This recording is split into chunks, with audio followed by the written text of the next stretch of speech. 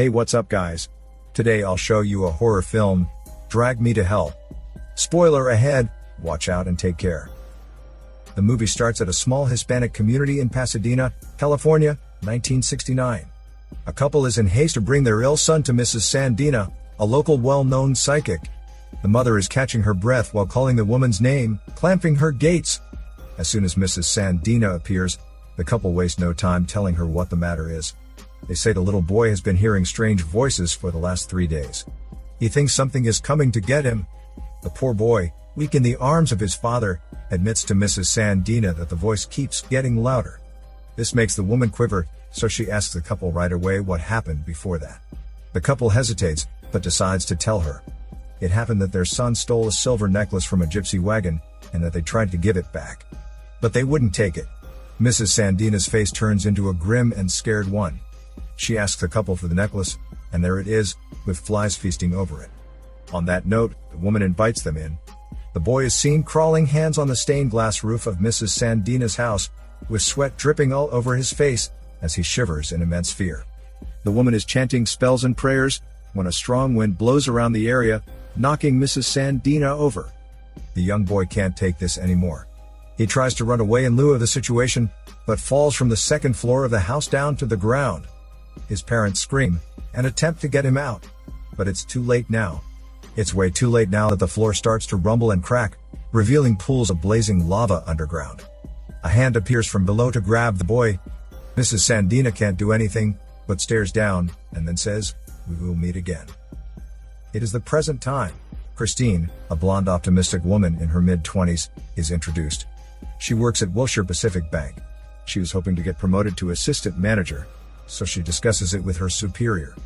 The superior is a pretentious old man who is quite the misogynist. He confronts Christine that he is torn between her and another rookie colleague who just got hired. However, the superior seems to favor him in a way, and she is aware of that. While she's on a break, Christine visits her psychology professor boyfriend, who also has a nerdy coin collection. They meet at Samanon Hall to eat lunch together. They share their sweet couple of things, until she overhears their phone conversation that her son deserves better. Granted that, Christine's mood drastically changes, but she never lets it get on her way at work. While on her desk, a strange-looking old lady approaches her for help with private properties and yet another loan extension. Christine consults the matter with her superior, who looks like he doesn't want to be bothered. He tells her that it's on her, and that she must decide. Thinking she's doing the right thing, Christine decides to disapprove of what the old woman wants.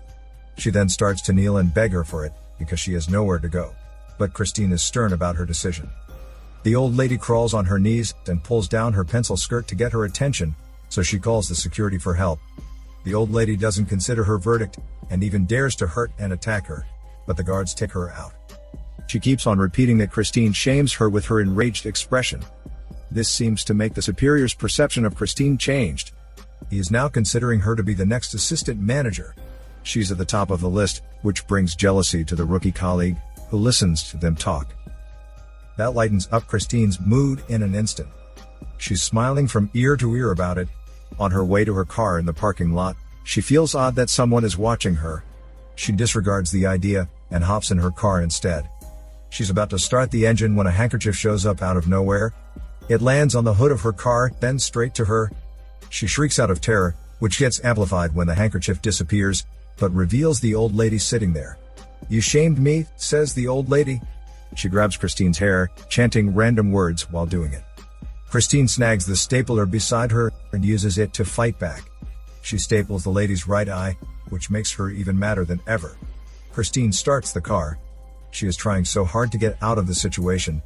She makes a smart move by accelerating the car, then pulls the brake to add force, supposedly throwing the old lady out of the vehicle. But the thing is, it did not work out that way. The old lady is hurt. But that doesn't stop her from biting Christine's chin with her sharp dentures. Christine stabs her with a ruler, then kicks her off with full aggression out of the car. The feud between the two is not going to reach its end anywhere soon. When Christine thinks the lady's gone, she shows up holding a chunk of hollow blocks. We can see the old lady is so strong and persistent. Perhaps she is not an ordinary granny but a cryptic one. This old lady enshrines a good example that age is not an issue when you want to do something. Passion and desire are the leading elements to do awesome things. The windshield of the car shatters. The old lady pulls her out of the car and grabs one of her blouse's buttons. Oddly enough, the old lady chats enigmatic words to the object, though only one word is audible: Lamia. After the fights and the cold wind, Christine's vision is starting to get blurry. Right then the old lady opens her palm to put the buttons on, and says, "Soon it will be you who comes begging to me." That night, she together with her boyfriend, sees a fortune teller, to figure out what's happening to her. The fortune teller affirms that something has been taken from her. The place becomes eerie. The man aggressively releases her hold of Christine's hand, as he burns from it. He saw something, a demon, but he chooses not to disclose that. He warns Christine instead, that a dark spirit has come upon her because of a curse. The boyfriend convinces her that the man is a scammer, even though Christine is not sure of it. After what happened, Christine's life is no longer normal anymore. It feels like someone is eyeing her, watching her every move. Later, the boyfriend brings a doctor to test her condition. The doctor says that the happenings are caused by signs of panic and paranoia, but Christine's nightmare of the old lady is resurfacing. It is telling her otherwise, and it's haunting her, following her. One day at work, she even mistook the rookie colleague's hands to be the old lady's. Her nose bleeds tremendously as well, like projectile vomit. It splashes on the superior's face and the table. That's pretty realistic.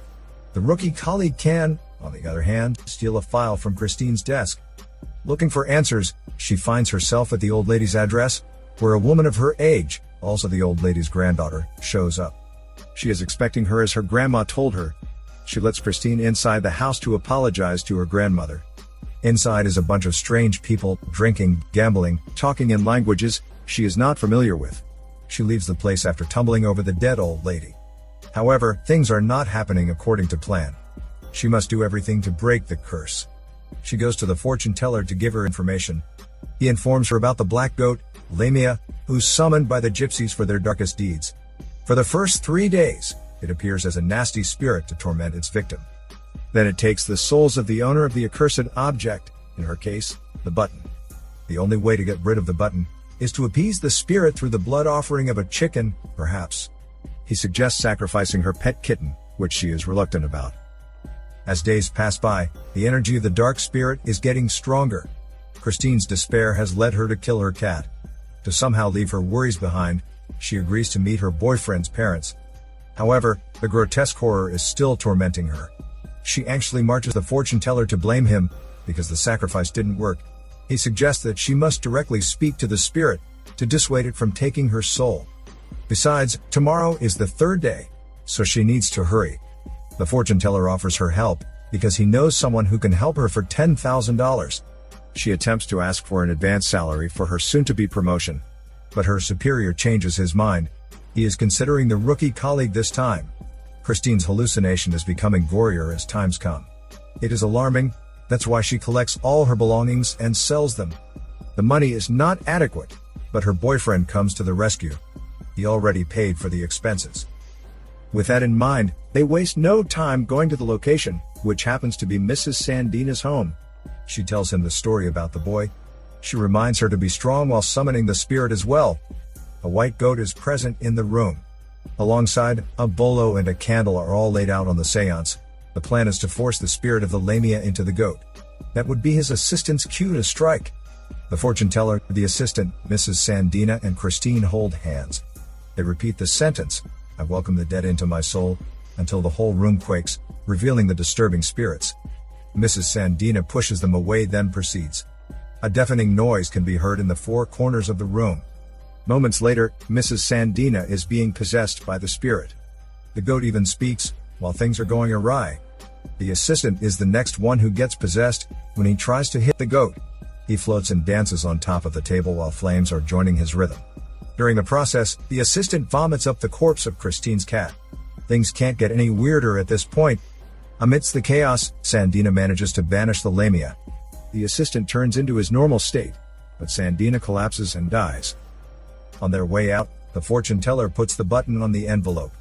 He tells her that defeating Lamia is not enough. She can only remove the curse by giving the button to someone else. He decides to meet with the rookie colleague that night to give the envelope, because she discovers his betrayal of stealing a client's loan file from her desk and gave it to the national, thus making the superior favor him. As she is about to hand him the envelope, her mind changes. She feels responsible for what is going to happen to his life, so she refuses to be the bad guy. She is clueless now on who to give the cursed button to, not until she notices the obituary page in a newspaper showing the old lady. She then asks the fortune teller for confirmation on whether it is okay to give it to someone dead, and he approves. However, she must come to her grave to give it personally.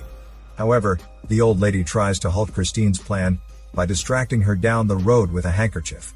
The handkerchief gets shoved down Christine's throat, but she is a fighter. She manages to arrive at her grave, digs down under, and puts the envelope in the corpse's hand. It is raining cats and dogs, so the pit gets filled with rainwater. The old lady is still tenacious despite being dead. She won't let Christine escape and live, so she is forcing her down the grave as well. Christine can't climb up to the surface with the muddy soil and the sudden rise of water in the pit. After all the struggles, she survives.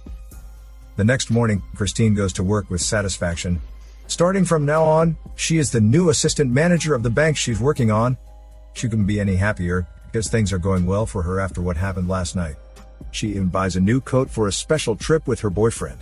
She meets up with her boyfriend when something very unexpected happens.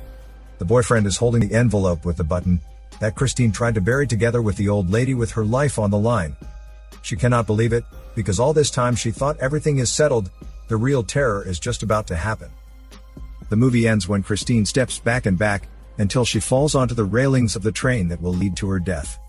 Her boyfriend stretches his arms to reach for her, but the ground instantaneously unfastened, devouring the poor Christine under it. Now she is dragged to hell.